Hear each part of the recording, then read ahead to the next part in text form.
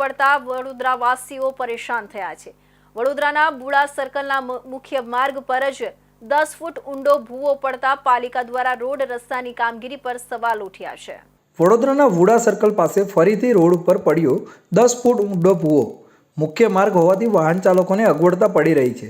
નોંધણી આ બાબતની છે કે 10 મીટરના અંતરે જ આવેલા કોમ્પ્લેક્સ પાસે અગાઉ ડાયનોસર જેટલો મોટો ભૂવો પડ્યો હતો, જેનું સમારકામ મોડેથી ચાલુ થયું હતું અને હવે વડોદરાના બુડા સર્કલના મુખ્ય માર્ગ ઉપર જ 10 ફૂટ ઊંડો ભૂવો પડતા પાલિકા દ્વારા રોડ રસ્તાની કામગીરી ઉપર સવાલો ઉઠ્યા છે। કોન્ટ્રાક્ટરો દ્વારા તકલાદુ અને ઓછી ગુણવત્તાવાળા કામથી વડોદરાવાસીઓ હેરાન પરેશાન થયા છે। ત્યારે ફરી એક વખત વુડા સર્કલ પાસે 10 ફૂટ ઊંડો ભૂવો પડતા પાલિકાની કામગીરી ઉપર અનેક સવાલ ઉઠવા પામ્યા છે।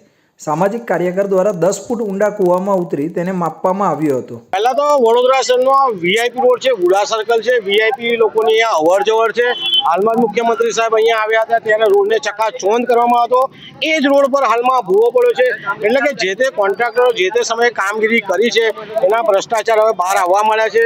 હાલમાં મ્યુનિસિપલ કમિશનર સાહેબ નગર ચર્ચાએ કે ફરવા નીકળે છે, એમના બૂટ ચોંટવા માંડ્યા છે।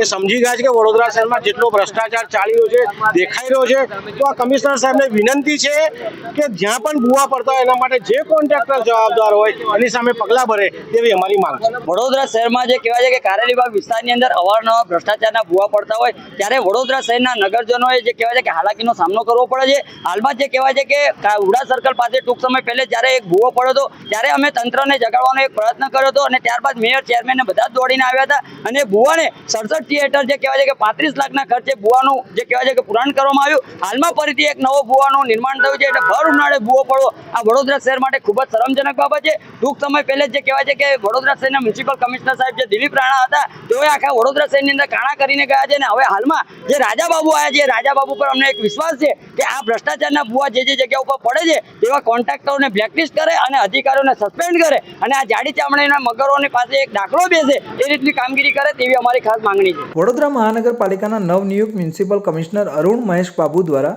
તેમની પ્રથમ મીડિયા વાતચીતમાં જણાવ્યું હતું કે તેઓ વડોદરામાં પોટ હોલ્સને દૂર કરશે અને વડોદરાના અનેક વિસ્તારમાં તેમની કામગીરી અગાઉ એક પછી એક ભૂવા પડવાનો સિલસિલો યથાવત જોવા મળતા તેમની